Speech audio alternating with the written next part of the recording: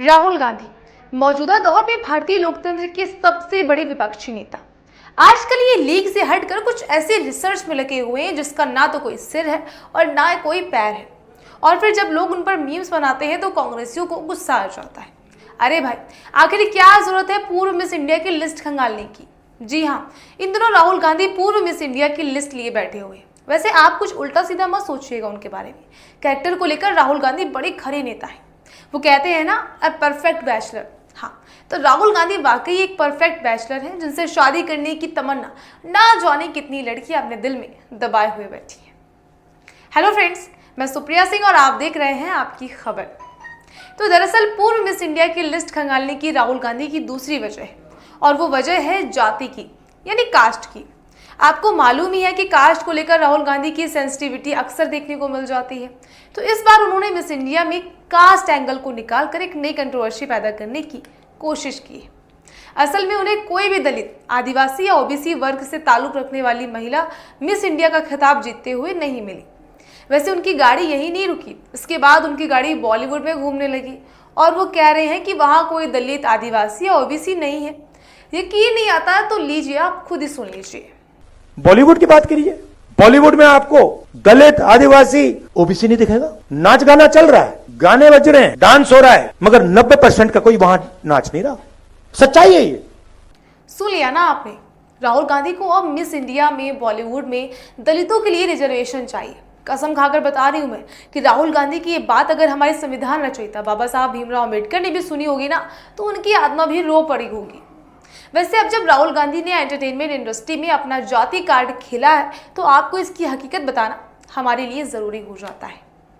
जी हाँ, हम आपको ये बताना चाहते हैं कि राहुल जी की रिसर्च कमज़ोर है।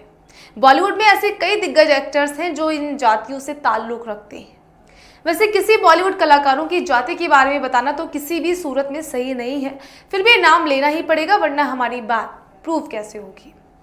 टुनटुन का नाम आपने जरूर सुना होगा। उन्होंने बॉलीवुड की पहली लेडी कॉमेडियन बताया जाता है। वो दलित परिवार से ताल्लुक रखती थी, जो कि एक मशहूर सिंगर भी थी और अपने गानों से लोगों को थिरकने पर मजबूर कर देती थी। वो उत्तर प्रदेश के एक छोटे से गांव से नाता रखती थी। वो बॉलीवुड में 5 दशकों तक एक्टिव रही थी, जो कि अपने आप में एक बड़ा रिकॉर्ड है।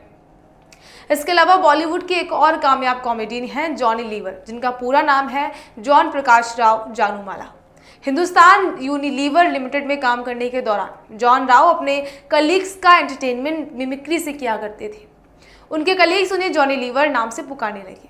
सिर्फ 7th क्लास तक पढ़े जॉनी लीवर आंध्र प्रदेश के दलित ईसाई परिवार से ताल्लुक़ रखते हैं।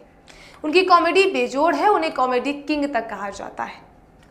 एक और नाम आजकल बहुत चर्चा में है, चिराग पासवान। उन्हें सबसे हैंडसम इंडियन पॉलिटिशियन के तौर पर देखा जाता है। लेकिन क्या आपको मालूम है कि सियासत में कदम रखने से पहले उन्होंने बॉलीवुड का ही रुख किया था।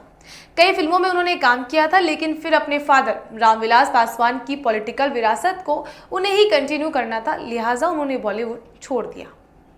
खैर, इनके अलावा और भी कई बड़े नाम हैं जो हम नहीं लेना चाहते, क्योंकि हम समझते हैं कि कलाकार को उसकी जाति से आंका जाए, ये सही नहीं है। आपने कहावत सुनी होगी ना, जात ना पूछो साधु की, पूछ लीजिए ज्ञान।